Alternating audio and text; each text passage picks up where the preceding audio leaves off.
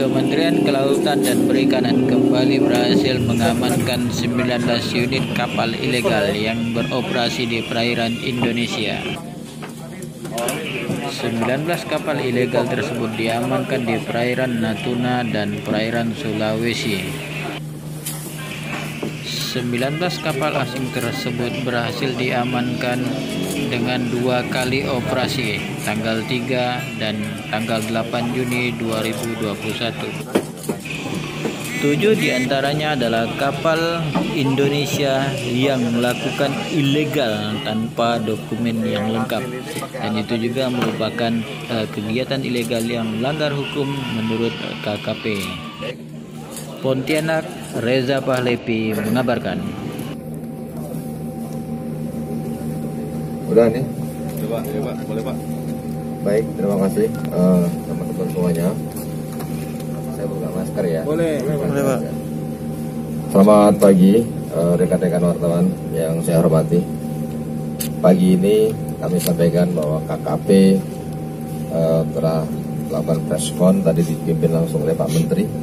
Itu hasil operasi kami dari tanggal 3 Juni sampai 8 Juni.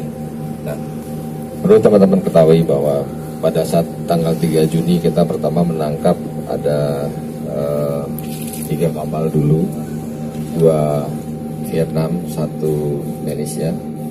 Lalu kemudian di hari berikutnya tanggal 5 Juni itu pas hari memerangi illegal fishing seluruh internasional, kita juga bisa melumpuhkan 7 kapal, 5 dari Filipina, 5 dari Vietnam, 3 dari Malaysia. Tidak berapa lama lagi kita juga melakukan penangkapan lagi tanggal 8, 2 kapal Filipina, dilanjutkan dengan 7 kapal Indonesia, tapi dia menggunakan alat tangkap troll dengan tidak dilengkapi dengan izin. Artinya dia juga ilegal.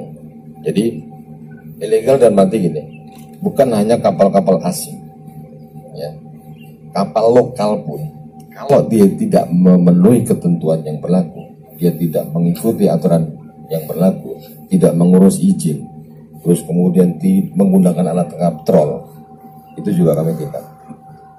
Karena apa? Alat tangkap troll itu jelas-jelas dilarang. Karena dilarang, karena merusak lingkungan. Ya, ini indikasi bagaimana negara tetangga kita itu mengambil atau istilahnya mencuri ikan di wilayah kita. Karena mereka ketika melakukan pengelolaan dulunya, penangkapan dulunya, Bapak-bapak bisa lihat alat tangkap yang dia gunakan itu sangat tidak ramah lingkungan. Bahkan begitu pakai pertrol. Artinya apa? Mereka dalam pengelolaan tersebut tidak bertanggung jawab terhadap lingkungannya sendiri, dan akhirnya sekarang lingkungan mereka rusak. Kerusakan lingkungan laut yang mereka alami itu mengakibatkan ikan di tempat mereka habis, hilang. Karena sifat ikan itu harus ada rumah ikannya berupa terumbu karang. Nah, terumbu karang inilah yang adanya masih di Indonesia. Terutama kalau di saat ini di Natuna, terus kemudian ada di Laut Sulawesi dan seluruh wilayah kita. Itu kita jaga. Kita jaga supaya sumber daya kelautan perikanan yang ada di wilayah NKRI ini terjaga. Ya. Jangankan kapal ikan asing, kapal lokal pun yang melakukan kegiatan merusak akan kami tindak sesuai dengan aturan yang berlaku. Nah, itu salah satu bagaimana kita mewujudkan KKP dalam hal ini serius melakukan memerangi illegal fishing, ya, yang sudah memang dicanangkan dunia ini. Diperingati setiap tanggal 5 Juni. Kebetulan kami tunjukkan pada saat tanggal 5 Juni kami berhasil melumpuhkan kapal-kapal pelaku illegal fishing, terutama yang dari asing. Ini teman-teman perlu dipahami bahwa dalam hal menegakkan aturan hukum di NKRI ini kita juga tidak bersendiri. Kami KKP dibantu dengan teman-teman Angkatan Laut, kepolisian, Bakamla, dan instansi lain yang saling bahu-bahu. Makanya ketika laut, tadi ada pertanyaan kenapa laut itu kok banyak yang nyuri Pak. Kami juga petugas tidak tinggal diam, kita gantian. Ketika kami lagi nangkap, bawa tangkapan ke sini, teman-teman Angkatan Laut ada di tengah. Mereka nangkap, kami juga begitu gantian. Dan kemarin juga ke kepolisian nangkap. Mungkin demikian. Ada pertanyaan? Pak, ini barang buktinya apa saja jenis yang ditangkap dan berapa jumlahnya gitu? Baik. Untuk barang bukti yang jelas ada kapal, ada ikan, ya. Ada barang bukti, ada alat bukti, ada tersangka, kan gitu. Nah, alat bukti berupa kapal sama alat tangkap yang dilarang tadi. Barang buktinya ikan. Tadi Bapak sudah lihat semua berapa ikan yang ada. Artinya apa? Apa saja ikan yang ada. Yang ada jelas tadi ikan yang ekonomis penting. Artinya memang itu ada nilai ekonomis yang tinggi. Ada kerapu, ada lagi tadi ikan kakap, terus kemudian teripang. Nilai-nilai ikan tersebut itulah yang menggiurkan negara tetangga. Bagaimana mereka tetap intensif melakukan pengambilan sumber daya kita. Jumlah ABK untuk kapal asing dan kapal Indonesianya masing-masing berapa Pak? Kalau untuk kapal asing ini total ada 30-an 8. Dari 12 kapal asing itu ya? Kapal lokal ini enggak banyak. Kapal lokal malah banyak ini karena 7 ya. Ada 7 kapal. Dan kalau kapal lokal kan masih orang kita sendiri. Artinya juga non justisia pun akan kita kembalikan, terutama yang tersangka. Pak, untuk kapal asing ini Pak diledakan Pak? Jadi gini, Bapak, pertanyaan bagus sekali. Itu kebijakan tahun lalu ya.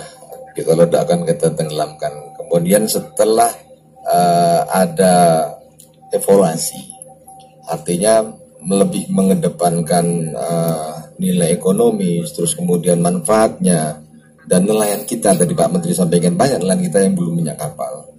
Artinya bisa nanti ke depan itu ada kebijakan akan dihibahkan kepada nelayan kita atau dihibahkan kepada lembaga pendidikan. Penting ini lembaga pendidikan. Karena apa? Banyak perguruan tinggi ataupun sekolah-sekolah perikanan yang belum memiliki kapal latih. Ini bisa digunakan kapal latih. Jadi teman-teman atau adik-adik kita para mahasiswa tidak hanya berteori dalam belajar, tapi bisa merasakan bagaimana goyangan di laut, bagaimana menangkap ikan di laut, bagaimana alat tangkap itu yang efektif, sehingga mereka akan inovasi. Ini kan kalau mahasiswa-mahasiswa yang ke tengah nanti kan akan tingkat intelijensinya tinggi ya. Mereka akan berinovasi bagaimana merubah alat tangkap yang efektif, yang ramah lingkungan, yang hasilnya lebih banyak, yang bisa dimanfaatkan oleh seluruh nelayan Indonesia. Harapan kami begitu.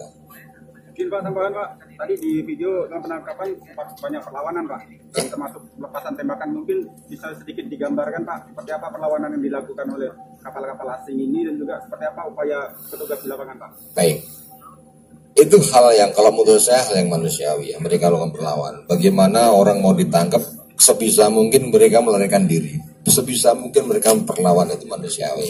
Tapi kami juga punya SOP bagaimana melakukan menghadapi mereka. Ketika melakukan mereka lari ya kita kejar. Kejar tidak berhenti, kita kasih peringatan ke udara tembakan. Itu ada SOP-nya. Tidak berhenti juga ke air kanan kirinya. Ya kan? Sampai mereka berhenti. Sampai mereka kita pepet, kemudian anggota kami bisa lompat ke kapal mereka, bisa melumpuhkan. Itulah artinya pola-pola SOP itu juga kami lakukan. Kita tidak sembarangan dalam hal bertindak, kita juga nggak semena-mena, ya kan? Artinya peringatan tersebut ke udara, ke air kanan kirinya kan itu. Kalaupun nggak berhenti ke bodi kapal. Tapi rata-rata baru ke kanan kirinya, tembakan ke air kanan kiri mereka sudah berhenti. Dan kita cepat ambil alih kemudi, kita ambil alih, kita lumpuhkan semua, sehingga bisa kita bawa ke pangkalan kita. Tambahan Pak, apakah apakah dari ABK atau kapten ini pernah ditemukan seperti senjata api atau senjata lainnya Pak? Atau narkoba mungkin Pak? Sejauh ini sekarang ini belum, tapi dulu pernah kejadian itu, tahun-tahun dulu pernah. Ya, waktu saya masih pegang jabat di Laut Sulawesi ya. Rata-rata mereka sih tidak bersenjata, tapi kita juga jangan lengah. Jangan lengah. Karena apa? Namanya